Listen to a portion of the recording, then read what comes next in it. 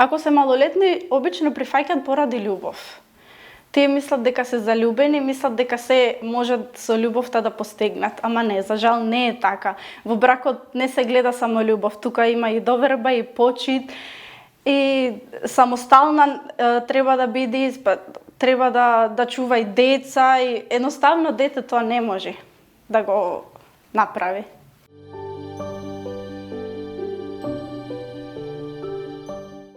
Обично ако се сретнам со некоја девојка која што има дечко и малолетна е нормално, обично размислуваат да вклучи со него брак. И јас вака пријателски настроена му кажувам дека му е рано. Прво треба да си заврши школа. Прво треба да си најди работа. Еве пример, јас сега се спремам за возачка, да, и му кажувам дека треба и та исто како мене, пример да гледа по моите постапки, да оди по мене, да гледа дека јас сум среќна и вака, не ми треба маж, рано ми е, така со такви зборови. Дека треба да ужива во животот едноставно.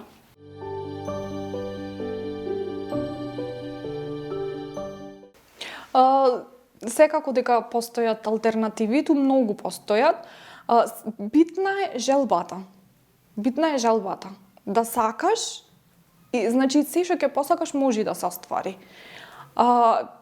Прво, јас ќе кажам како мој пример, значи доколку се нема средства, доколку не знаете кај да се обратите така натаму, Сумнала е тука, Фатма е тука. Значи како и да е може да се најде некое решение, некој начин за да се продолжи. Секогаш постои начин за да се реши.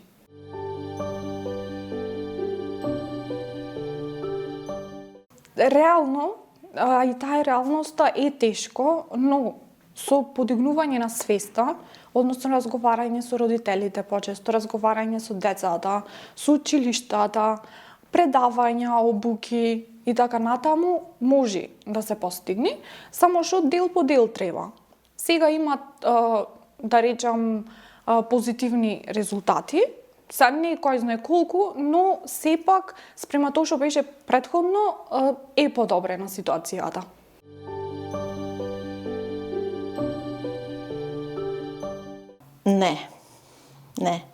Не бе вработена. Ние обично кога ќе се мажиме, работата е дома.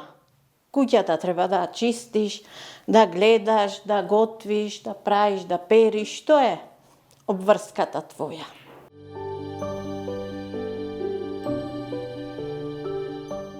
Тоа е се уште дете.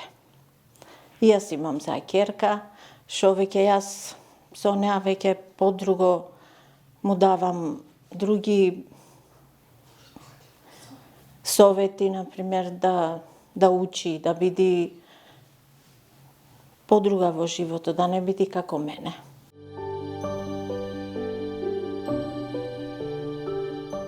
Не. Покасно. Само пак дете, не е убаво, не знаеш ни дете шо е, ни кај си, ни шо си.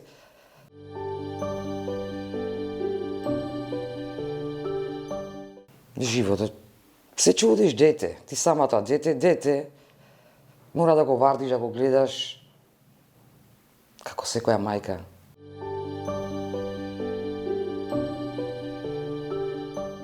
Тоа е се до родителите. Средината од родителите, средината на живење местото, што покасно да се мажат, поарно и за нив, дека позрел човек кој ќе по-друго мислење има и побрзо ќе се снајди во некои работи.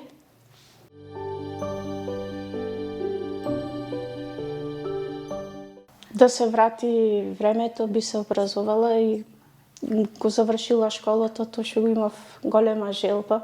А тоа е? За криминалистика, ама моите родители не ме оставија.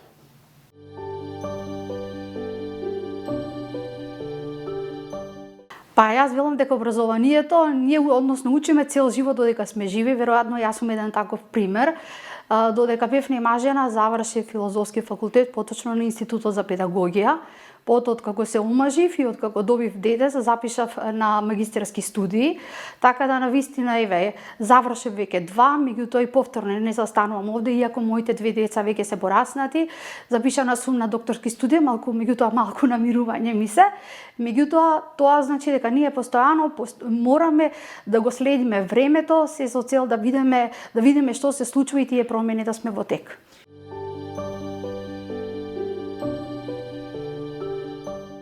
Па да, верувам дека навистина има време за се. Ако го организираме времето, тогаш можеме да кажеме дека ќе имаме време, еве како јас на пример работам, имам време за моето семејство во невладината организација, меѓутоа тука сум јас и за сите луѓе, за сите пријатели кои ќе ме побарат за кафе, меѓутоа и секогаш кога заедницата знае нешто да ми побара, тука сум да помогнам. Што значи дека ако правилно го организираме времето, ќе имаме време за се.